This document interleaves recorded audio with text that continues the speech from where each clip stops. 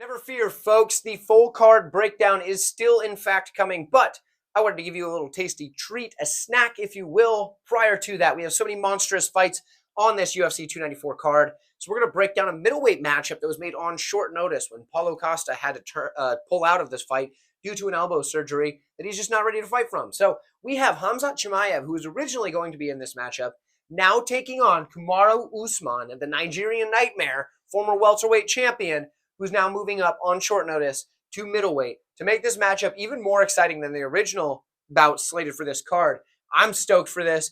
Chimaev, he's 12-0 on the career, and that is just super exciting, but he hasn't fought in about a year, and that really kind of makes you wonder. And a lot of people thought it was visa issues. A lot of people think he has some personal stuff going on. Some people thought it was injuries. Pretty sure it's not injuries. I think it's one of the other two. I don't know conclusively what that is. There are sources that say both sides. Either way, I definitely don't think it was injury related. I think this guy's been training, and it shows based on when you see the pictures of him. He looks like a gigantic human being, and he looks ready to roll. So for Khamzat Chimaev, he is 12-0, 5-0 in the last 5. Now, for Kamaru Usman, you look at the last 5, 3-2. That's not that good. Well, when you look at the body of work, he's 20-3. That first loss came way back in his career, way before the UFC. Undefeated in the UFC up until he fought the rematch and then the trilogy fight against one Leon Edwards for the welterweight championship. Now, Usman, if you remember, won the first matchup against Leon Edwards on the way up to the championship. In the rematch, was dominating that fight until the 5th round when he got caught with a head kick and knocked completely into another dimension. And then the third matchup, it was competitive, but Leon Edwards definitely won on the scorecards. So his 2 losses in his last 5 fights are to the current welterweight champion, which is probably why he's now moving up to middleweight for this matchup, because the winner of this is going to get a middleweight championship match against Sean Strickland.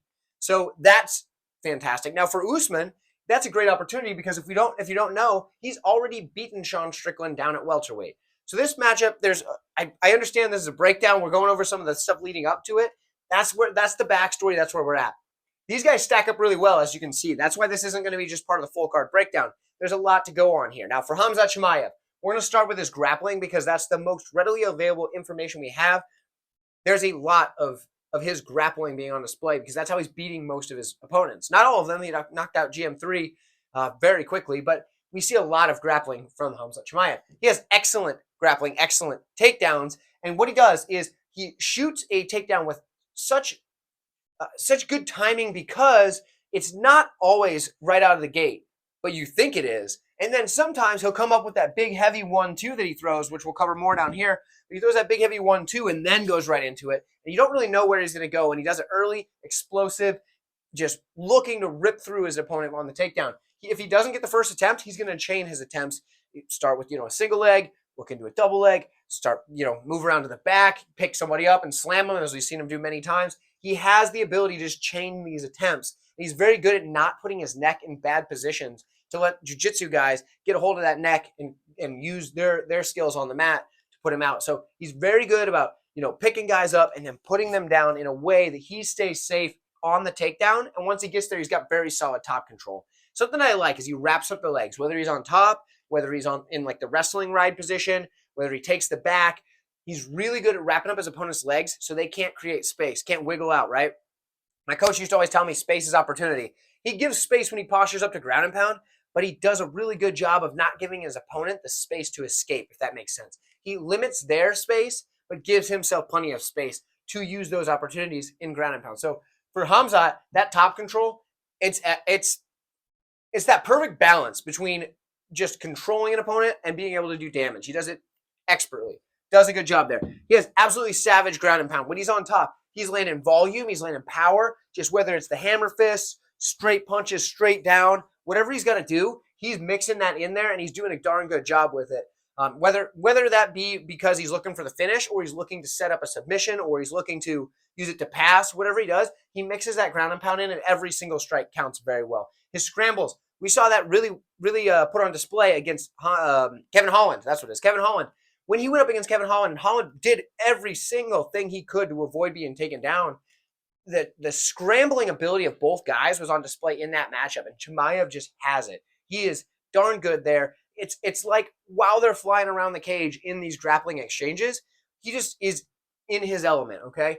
He seemingly has some of the best takedown defense you can imagine, but we don't really know for sure. We've seen him use his sprawl on the regional scene. He has a quick sprawl. Saw it against Gilbert Burns as well. But Gilbert Burns, although he has good takedowns, he's not, he's not like a Kamaru Usman level of takedown artist, but it is a good showing to be able to say, okay, he was able to sprawl against Gilbert Burns in a couple of instances.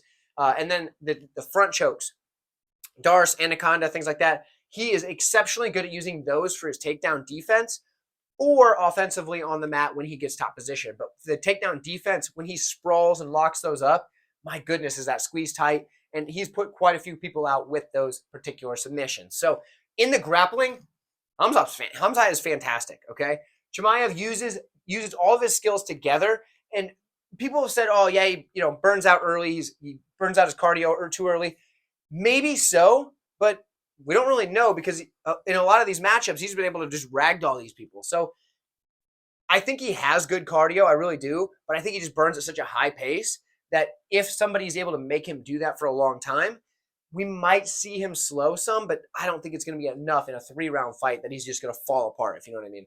When it comes to the striking, dude's got tons of power. He has a nasty jab from either stance. He sticks that jab in there with so much ferocity, and he can do it from either, especially because with the wrestling in one stance or over the other, he has more of a wrestling threat, and in the other stance, he has more of a striking threat. But both of them are good threats from either stance. He's got good movement on the feet, stays light on the toes when he comes in, and like I said, he sets up that 1-2 with, sets up that takedown with the 1-2 rather. So he'll come in heavy with that jab like you expect him to do, and then throw that big straight right or straight left, depending on the stance, and then drop levels, go into the takedown. And a lot of times the 1-2 lands, as we saw against Li Jingliang. The 1-2 actually landed, and then he was in on the hips before Li Jingliang even had the chance to fall. That was exceptional. And I think a lot of that had to do, a lot of people said, oh, yeah, the Leech didn't even try to get out when he was picked up by Chimaev. I think a lot of that was he was still catching his bearings. He got hit clean on the chin. It wasn't like a perfect shot, but it definitely landed flush and turned his head. So there is that. Now, he has a deceptively powerful body kick, too, that he will snap in there. And when he lands it, it's not even necessarily, it doesn't even hit the body. He can hit the guard of an opponent, and that opponent's going to say, oh, shoot, that wasn't what I want to feel. And that's going to get those hands down lower to set up the striking up top. Essentially, that's what he did against GM3 when they fought. He's used a kick, goes back with the punches, one punch, clean to the chin, put GM3 out. And GM3 is a tough dude. I don't care what anybody says, he's a tough dude. And that was at middleweight as well. So for experience at middleweight, Chimaev has that there because he's had more experience at middleweight than Usman. So for Chimaev, a lot of things look good, right? Not a lot of things look bad, except for the maybe that he burns just a little too hot. But that's about it, right?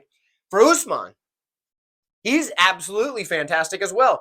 The dude is a very high-level wrestler with exceptional takedown defense. He has a great sprawl and the ability to stay balanced with his strong hips, shut down his opponents. His takedown defense is great. And I want to see how the takedown offense matches up against the takedown defense of Kamaru Usman, because I think it's going to be a good fight. And I think both of these, and the grappling that is, I think both of these guys are going to be able to counter the opponent's game with their skill set. He's also got beautiful takedowns of his own. He's single and double legs are what he usually is going to go for, and he does a good job at it, right? He uses those single and double legs to very good effectiveness. What he does is a lot of times he'll chain them together and find what one you're going to give him eventually. If he doesn't get either of them an open mat, he'll push up against the cage and keep working for him there.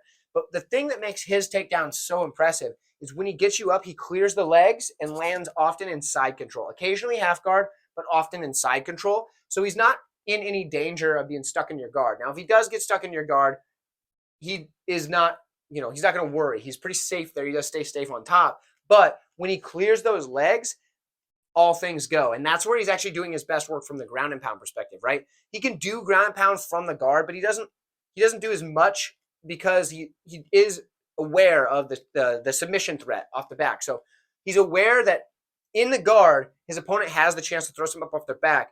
From side control, there's a whole lot less options on the bottom. So he's able to start using those elbows, using his short, hammer fists or whatever to just wear on guys. But it's the use of his elbows in tight in that side control that are really his best weapon in ground and pound. He can do them from other positions, like I said, but that side control and just boom, bringing that across, boom, bringing it back, lands really well. I got really close to the camera there. Sorry about that. But he does a really good job with that. Like I said, stay safe on top. The control is there. The ground and pound, we talked about it. One thing that we didn't talk about is his cage push. Now, I know we said if he pushes up against the cage, you can work for the takedowns there, but he actually has some of the best cage push control in probably the entire UFC. We've seen it many times where he gets a guy up, pushes him right up against the cage, and just foot stomps him, right? That's where we got Marty Snoozman from, right? But the reason he's able to do that is because guys can't get off the cage. He does such a good job of just holding his opponent there, working them over, and wearing on them. And with Kamaru Usman being the guy who has some of the best cardio in the entire UFC, regardless of how you think he obtained that, probably from training in Denver all that time, but there's other speculations. This dude has some of the best cardio and can wear other guys out just by grinding on them against the fence. And he does a good job of it. We saw him do it against Masvidal in that short notice match they had there, where it was, a couple seconds of action and then a lot of Usman holding him up against the cage, foot stomping him or whatever, And he does a good job with that. And if he's able to do that to Chimaev here, I will be just through the moon or to the moon impressed with that ability, because I think Khamzat is a very powerful individual. I think Usman, if he can hold him up against the cage, although it's going to be boring and a total snooze fest, Usman's going to show that he has the ability to hang at middleweight with some of the more powerful guys. And that's something that if he can do that,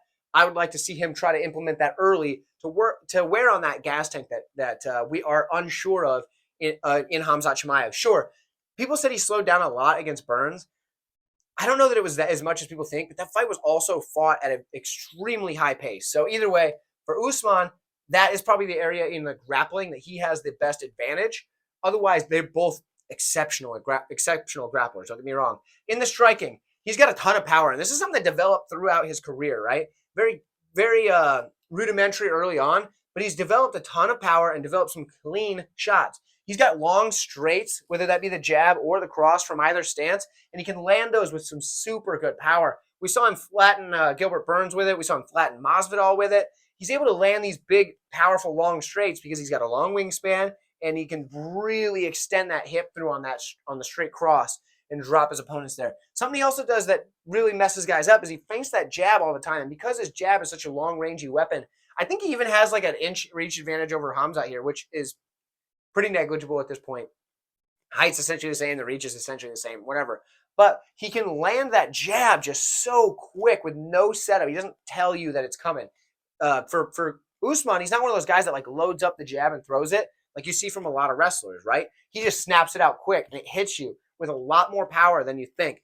Because when you think of a powerful jab, you think of one that like a guy really turns his hip over on.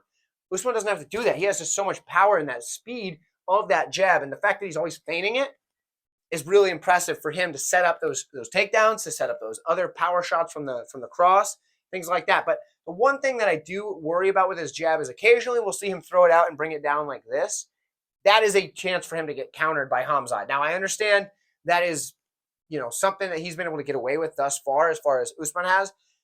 If he does that against Chimaev, will make him pay with a counter of his own. Now, he'll come back with either one of those kind of like ducking uppercuts that he does, where he just kind of slips his head to the side and lands a big power uppercut, or come back with a straight shot of his own, whether that be a nice heavy cross or, a stance switch into a, whatever. Either way, Khamzat's going to make him pay if Usman does that thing where he throws the jab and drops it. But we haven't seen him do that as much lately.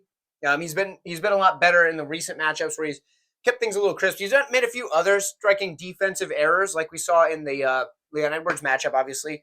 But he's been pretty good about keeping safe with his striking defense. He doesn't get hit a ton. He's, relatively good there. But like I said, that drop into the hand with the jab, that's a big problem if he does that in this matchup particularly. Now, like I said, good striking, good jabs, all that stuff. Something we don't often think about when we're looking at Kamaru Usman, it's the leg kicks. He's got a deceptive leg kick. We don't really think about it because, well, when you think of Usman, you think exceptional wrestling, you think big, powerful knockout power.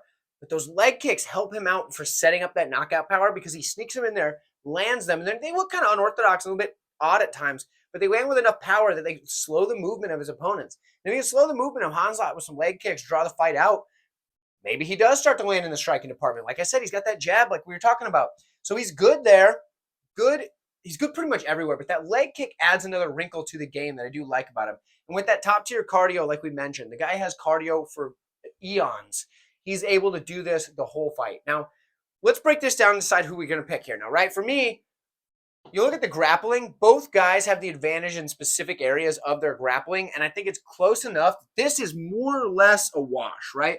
Both of these guys are exceptional grapplers. Both guys are going to be able to use their skill in the grappling department to be able to get the better of their opponent in areas, but also not in others. So to me, you can't really make a good decision off of this. So you got to look at the striking. And for me, when I look at the striking, I've got to lean Khamzat. I think Chimaev has better striking than Usman. I think he's got a more well-rounded toolbox. I think he's got better movement, and I think he's going to be able to kind of use that explosivity, is what you say there, to kind of overwhelm in the in-betweens of the grappling and the striking range. And I think that's where Chimaev is going to be able to get the edge. So for me, I've got to take Khamzat Chimaev, and I honestly think that if Khamzat Chimaev is able to get through Usman, who is going to be his toughest test, not only to date, but likely at all in the middleweight division, if Khamzat Chimaev is able to beat Kamaru Usman in this matchup, I think Chimaev then has the ability to go on and win the championship at middleweight and probably even move up to light heavyweight and get the championship there. Because Usman stylistically is the toughest test for a guy like Chimaev because of that extensive wrestling background for Usman and that ability to be such a freak athlete. So for me, I've got to take Chimaev here, but this is the toughest fight he's probably going to face in his entire career from anybody that we see right now. So let me know what you guys think, though. I appreciate you sticking around watching this video. Like the video on your way out, and also drop in the comments below who your prediction is, why you believe that, and if there's anything you think I missed on either side in this matchup. I do really appreciate that. The feedback from you guys has been incredible. And like I said, don't forget to like the video on the way out. And lastly, don't forget to check out the full card breakdown. It is coming. It'll be out soon, so I'll see you there.